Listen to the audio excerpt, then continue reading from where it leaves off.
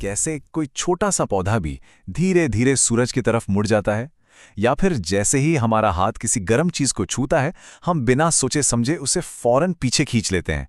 ये सब कुछ होता है कंट्रोल और कोऑर्डिनेशन की वजह से। आज हम इसी कमाल की दुनिया को समझने वाले हैं कि कैसे जानवरों से लेकर पौधों तक हर जीवित चीज अपने आसपास की दुनिया पर रिएक्ट करती है। तो चलिए देखते हैं कि आज हम क्या क्या समझने वाले हैं। सबसे पहले हम देखेंगे कि दुनिया पर रिएक्ट करने के बेसिक तरीके क्या हैं। फिर हम शरीर के तेज इलेक्ट्रिकल ग्रिड यानी नर्वस सिस्टम को समझेंगे। इसके बाद हम पौधों की दुनिया में चलेंगे और जानेंगे कि वो कैसे रिएक्ट करते हैं। फिर बात होगी शरीर की धीमी केमिकल मेल सर्विस यानी हार्मोन सिस्टम की। और आखिर में हम देखेंगे कि ये दोनों सिस्टम एक ही मकसद के लिए मिलकर कैसे काम करते हैं।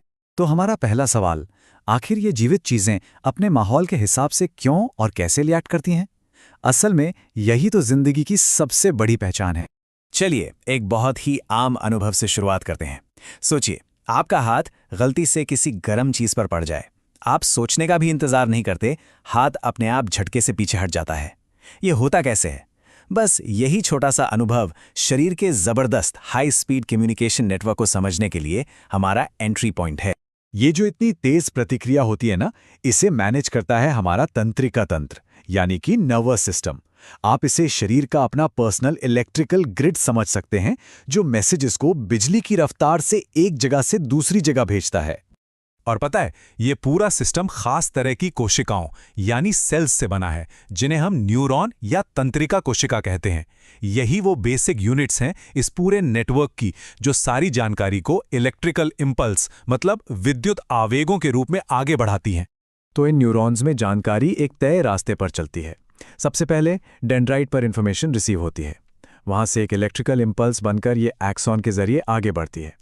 एक्सॉन के आखिर में ये इंपल्स कुछ केमिकल्स को एक छोटी सी खाली जगह, जिसे सिनैप्स कहते हैं, में रिलीज करती है। और बस यही केमिकल्स अगले न्यूरॉन को एक्टिवेट कर देते हैं। तो ये सिग्नल का सफर खत्म कहाँ होता है? ये खत्म होता है न्यूरोमस्कुलर जंक्शन पर। ये वो पॉइंट है, वो मीटिंग पॉइंट, जहां नर्व का सिग्नल एक मसल सेल तक पहुंचता है और उसे बताता है कि अब क्या करना है, सिकुड़ना है या हरकत करनी है। लेकिन एक बात सोचिए, सोचने में तो वक्त लगता है। अगर उस गर्म चीज का सिग्नल हमारे दिमाग तक जाता, प्रोसेस होता और फिर हाथ हटाने का ऑर्डर आता, तब तक तो हाथ जल चुका होता। इसीलिए इमरजेंसी के लिए शरीर को एक शॉर्टकट की जरूरत पड़ती है। और शरीर का वो शॉर्टकट है प्रतिवर्ती चाप यानी रिफ्लेक्स आर्क। ये एक तरह का सुपर हाईवे है जो सेंसरी नर्व्स को सीधे स्पाइनल कॉर्ड यानी मेरुरज्जु में मोटर नर्व से जोड़ देता है। इससे दिमाग पूरी तरह से बाईपास हो जाता है और एक्शन तुरंत होता है, बिना सोचे समझे। हाँ, लेकिन बाकी सारे कामों के लिए, जैसे सोचने, बात करने या कोई भी काम जो हम अपनी मर्जी से करते हैं, उनके लिए इंफॉर्मेशन मेन प्रोसेसर तक जरूर जाती है, जो है हमारा मस्तिष्क।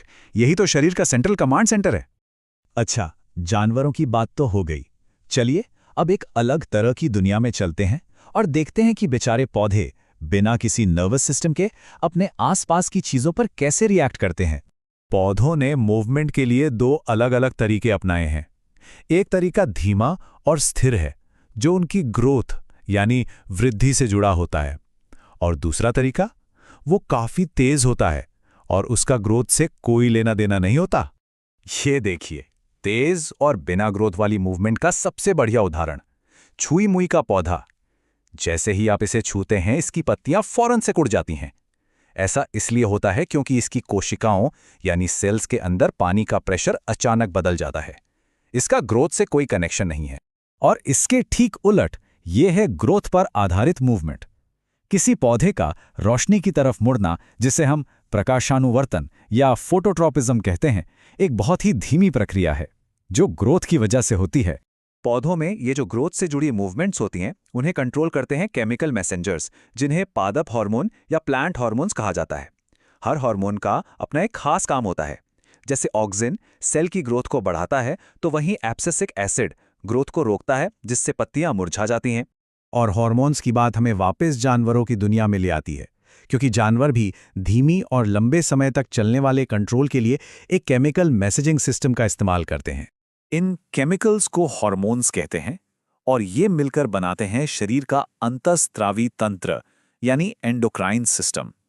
ये एक तरह की केमिकल डाक सेवा है जो अपने मैसेज खून के जरिए यानी ब्लड स्ट्रीम के जरिए पूरे शरीर में भेजती है। इसका एक क्लासिक उदाहरण है एड्रेनालिन हार्मोन का रिलीज होना। जब भी कोई खतरनाक सिचुएशन आती है तो यही हार्मोन शरीर को लड़ो या भागो यानी फाइट और फ्लाइट मोड के लिए तैयार करता है।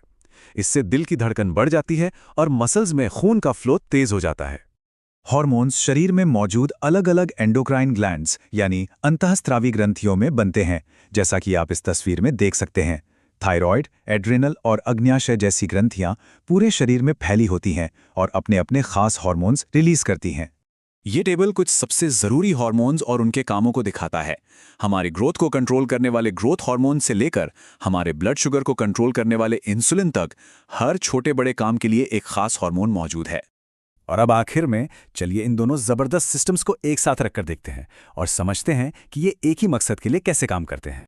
तो देखिए, जहां नर्वस सिस्टम को स्पीड और प्रिसिजन यानी सटीकता के लिए बनाया गया है, वहीं एंडोक्राइन सिस्टम धीमा, असर में ज्यादा फैला हुआ और लंबे समय तक चलने वाला कंट्रोल देता है।